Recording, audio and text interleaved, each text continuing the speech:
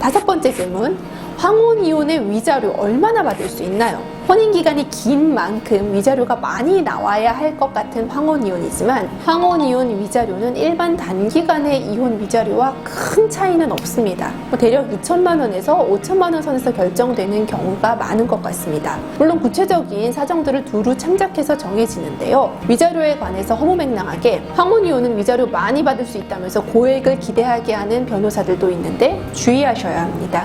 정신적 고통에 대한 손해배상금은 생각보다 높지 않고 다음 질문에서 설명드릴 재산 분할에 집중하셔야 합니다. 여섯 번째 질문, 상속재산, 결혼 전 재산도 재산 분할 대상인가요? 그리고 황혼이혼의 재산 분할 비율은 무조건 반반, 50대 50이라는데 사실인가요? 정말 궁금하시죠? 재산 분할의 대상은 원칙적으로 이혼을 하는 시점의 부부 당사자 재산 전부입니다. 그렇기 때문에 상속받은 재산, 결혼 전에 가지고 온 재산도 재산 분할 대상에 포함된다고 생각을 하셔야 하고 이혼 직전 1, 2년 기간 내에 상속받은 것은 구체적인 사정에 따라서 포함될 수도 제외될 수도 있다고 생각하시면 될 것 같습니다. 그에 관해서는 황혼이혼 전문 변호사의 정확한 상담을 받으셔야 할 것입니다. 그리고 재산을 몇 %씩 나누어 갖느냐는 황혼이혼 사건을 많이 경험해 보아야 정확한 예측이 가능합니다. 어떤 변호사들은 황혼이혼은 무조건 5대5다 또는 당신이 결혼 전 갖고 온 재산이 워낙 크니까 재산 분할 비율은 20%도 안 줄 수 있게 해주겠다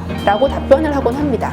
그러나 정확한 재산 분할의 비율 예측은 얼마나 많은 황혼이혼 재판 및 조정 절차를 진행해서 다양한 판사님의 재산 분할에 관한 논리와 심증을 직접 들었느냐가 핵심입니다. 수천 건의 사건을 진행하면서 출석하였던 여러 가사재판부 판사님들의 심증 형성 과정과 논리들을 종합해서 정확한 조언을 내려드릴 수 있는 황혼이혼 전문 변호사를 만나셔야 합니다. 일곱 번째 질문, 황혼이혼 소송을 하는 동안 생활비 계속 받을 수 있나요? 황혼이혼을 망설이시는 가장 큰 이유가 생계의 문제, 즉 이혼하면 생활비가 끊어질 것에 대한 두려움인 것 같습니다. 그런데 이혼 소송 시 생활비 또는 부양료, 사전처분 신청 제도를 통해서 생활비를 지급받을 수 있는 길이 열려 있습니다. 실제로 꽤 많은 분들이 이를 통해서 1년의 소송 기간 동안 생활비를 지급받기도 합니다. 이 절차뿐 아니라 가사소송법에는 여러 가지 당사자 보호 제도가 마련되어 있습니다.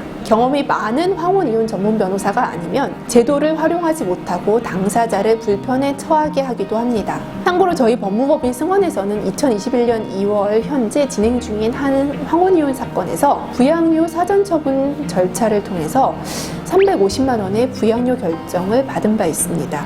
끊임없이 법을 연구하고 정확한 법의 내용을 주장할 수 있는 실력 있는 황혼이혼 전문 변호사를 만나셔야 합니다.